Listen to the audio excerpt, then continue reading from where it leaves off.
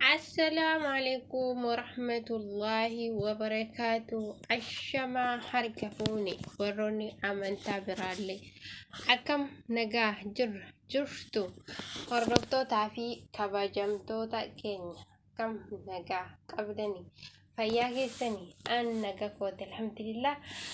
ربي كلني أجوز من جدا أكسمه وروني دولا شو جلت ترجمتن akka nagaa jirtu hundi keessanuu baga jiraataniin isiniin jedha.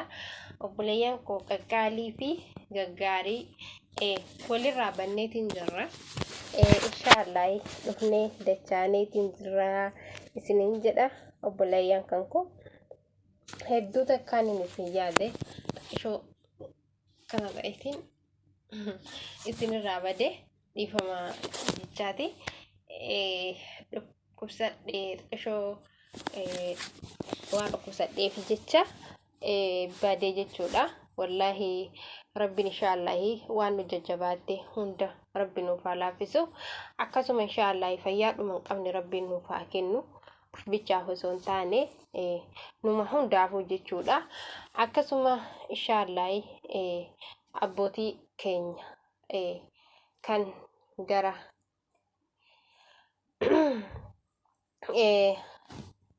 kan du'anii jira rabbi rahmatatti nu haa godhu.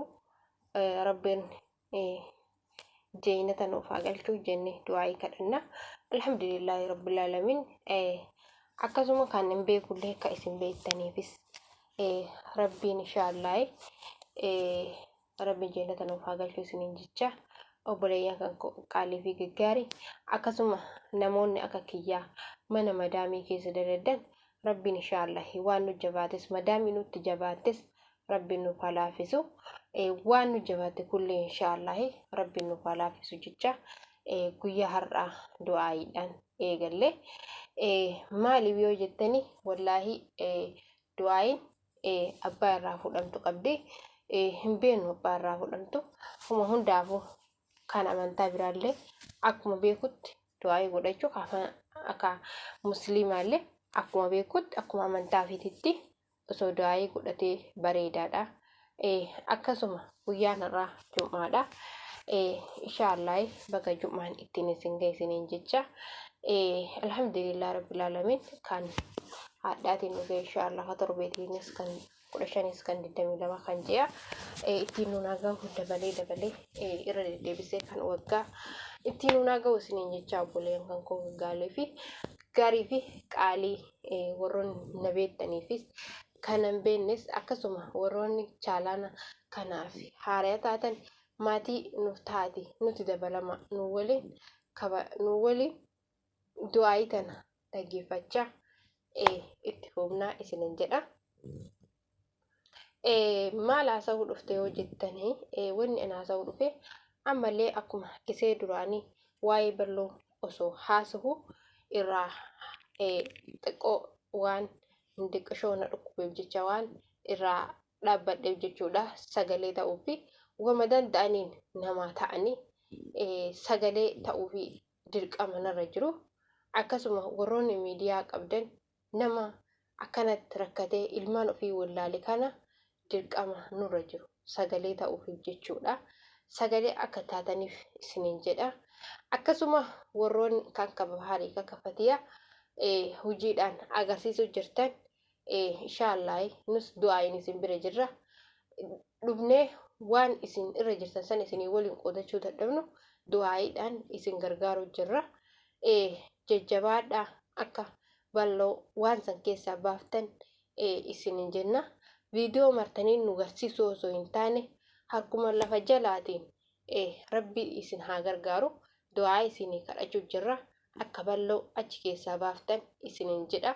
Akkasuma mucayyoon Hangaatuu jedhamtu tan jalqaba abdii fi duniyaa biratti ol baatee turte jaartii abdii taate turte abdiidhaan adda baanii waliin jiraatanii Allahu alam ansan hin beeku kalee galtee harka abdii bal'oo baasa jette sobamte achi geette. Kun namichi mujrima nama akka bira gahaniin waa nama godhu nama wallaalchisuudha.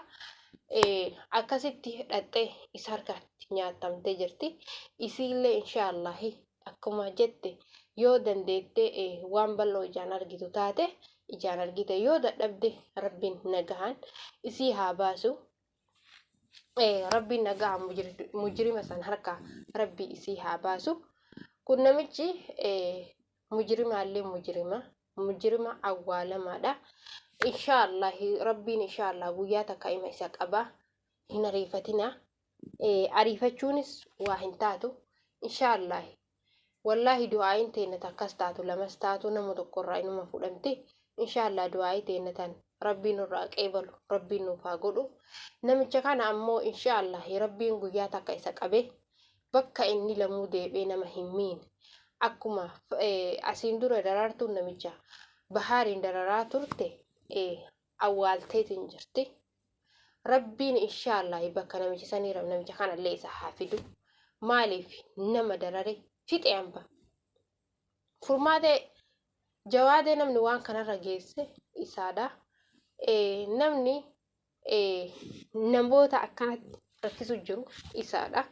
Namichi kun isa qofatu mul'ata malee nama lama sadii haa mul'isu malee magaalaan sun irra caalaan isa jala hojjechuu jirti natti fakkaata. Maaliif yoo jettan namni kun of bichaa abdatee akkanatti hin deemu. Of bichaa abdatee waan kana hin dalagu.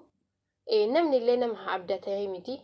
Yoo inni nama abdatee waan hin taane kan abdatee kan deemu taate inshaallahi nu rabbii keenya tokkocha kan lama hin taane itti amanne isatti of kennine inshaallahi bal'oo ima rabbi harkaanuu baasa. Isa ammoo inshaallahi takkitti rabbi isa qabeen rabbiin bakka hin deebine bakka deebee nama hin miine rabbi isa haa galchu. Wallahi maaliifi waan hin taane irratti nama kanaan waan kana jedhaa hin jiru, nama kanaan abaaraa hin jiru. Maaliif nama miidhe daa'imman dhiisaan jiru, guddaa dhiisaan jiru, kan tunne dhiisaan jiru. Nama keessaa sanuu jajjabaa laale qacam gochuu jira. Nama silaa nama bira dhaabata jedhanii yaadan qacam godhu jira. Rabbiin inshaallahi gizee wayi halkan takkaan guyyaa takkaan rabbi qacam isa haa godhu inshaallah. Rabbiin inshaallahi nurraa qeebala. Oromoo teenya wal malee homaan qaban, mukni illee baala qaba. Nu wal malee maal qabna? Wallahi akkuma du'aayi wal beennoo osoo hin taane namni kun ganda kiyyaa osoo hin taane gandaa wal qooduu dhiifne kanaasanii jechuu dhiifne osoo wal gargaarre wallahi san tura nuuf fudhatama qaba malee gandaa wal qoodne asii wal buufne asii wal kaafne waa takka bu'aa hin qabnu isinin jedha. Kanaafiyyuu inshaallahi namoonni sagalee tiyatana dhageettan bal'oodhaaf akka du'aayi kadhattan akka amantaa keessaniitiin. Ani amantaa musliimaa hin jenne amantaa kiristaanaa pheenxeestoo jechuun beeku hedduu afaanis nan qajeelu amantaa hunda yoo maqaa hedha jedhe. Kanaafiyyuu akkuma beektani akkuma sagaleen tiyya isin bira geetteen laayik godha. Laayikii illee yoo dhiistan garuu akka amantaa keessaniitiin du'aayi godha. Amantaan kamiyyuu waan nama miidhuu fi waan hin taane kana hin jaalatu. Wallahi inshaallah nu hin jenne rabbi yoo jedhe bal'oon ima baya du'aayi godha. Obboleeyyan kan koo walitti hin laafina. Du'aayin rabbi nurraa haa qeebalu. Du'aayi teenya inshaallah rabbiin nurraa haa fuudhu. Du'aayin teenya nurraa qeebalamte rabbiin bal'oo achii gabbaase.